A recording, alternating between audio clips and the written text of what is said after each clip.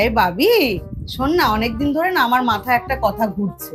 এই যে আমি তোকে সায়েন্স নিয়ে ভর্তি করালাম, তোর কোনো ড্রিম কোম্পানি আছে, মানে ড্রিম জব? তুই বড় হয়ে কি জব করতে চাস রে? মা, আমি তো জব করবো না ভাবছি, আমি ভাবছি স্টার্ট আপ করবো। Start up? সে আবার কি বিজনেস?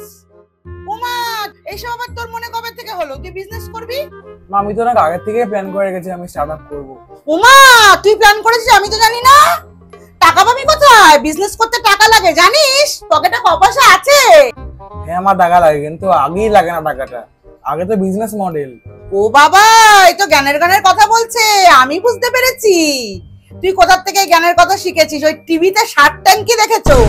শার্ক ট্যাঙ্কি দেখে ভাবছো তুমিও বিজনেস করবে, তাই না? হ্যাঁ, আমি শার্ক ট্যাঙ্ক থেকে ইন্সপায়ার তো হয়েইছি, কিন্তু আমার জব থেকে আগের থেকে অনেক বিজনেস অনেক ভালো লাগে। নিজের কোম্পানি। নিজের কোম্পানি? কোম্পানিটা হবে কোথা থেকে? কে টাকা দেবে? আমি? বাবা, আমরা এক করি দেব না তোমাকে।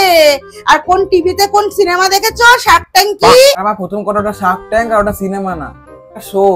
এই নিকুচি করেছো তো শো, যেই শোই হোক। কাদের ন্যায় দেখেছিস? কাদের ওরা সাপোর্ট করে?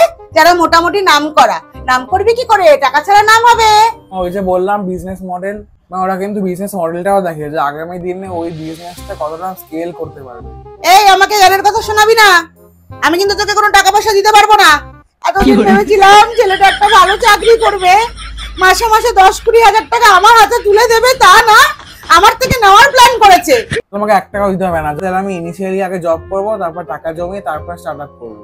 হ্যাঁ, তাই করো। আগে চাকরি করে টাকা জমিয়ে নাও, তারপরে বিজনেস করবে। আমার আর বাবার ভরসা করো না। তাও তো টাকা জমানোর প্ল্যান মাথায় ঢুকে গেছে, তার মানে 1 টাকাও মা বাবার দিকে আসবে না। কি কষ্ট করে পড়ায় এক একজন মা বাবা বাচ্চাকে, আমিও কি কষ্ট করলাম, কোনো লাভ হলো না। সন্তানকে করে লাভ নেই, কোনো লাভ নেই।